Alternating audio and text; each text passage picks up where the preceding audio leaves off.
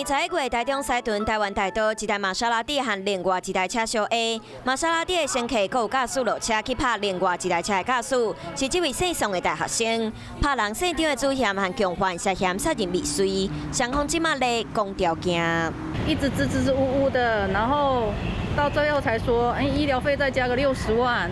然后甚至还有人说，5万10万，我们了不起5万10万，不然的话我们也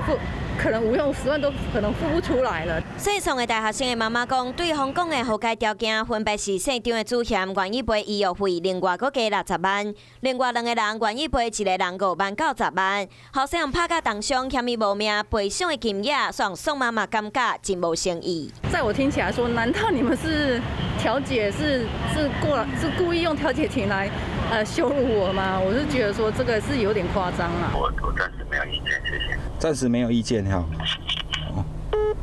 现场的主嫌的爸爸对赔偿的金额无愿意加讲，宋妈妈讲后生到大要来复健，未来阁有可能有其他无法度连续动作的后遗症，阁无一定会好。嘛定定家家己关伫房间内，心理的创伤真大。3位嫌犯的赔偿金额，互宋妈妈无法度接受，尤其为着要拍官司，就请7位律师，敢若律师费40-50万走袂去。那一般一个案子，基本上多数是在7到9等，不一定。所以来讲，如果请7位律师来讲，他所花的律师费是相当高，对被害人可以提供更多的赔偿，来表示真诚的道歉。非当事人的律师强调，一般的行情价差不多伫7万到9万，以7万来讲，7位律师都要49万以上，和3位嫌犯所讲的赔偿金额无符合正比。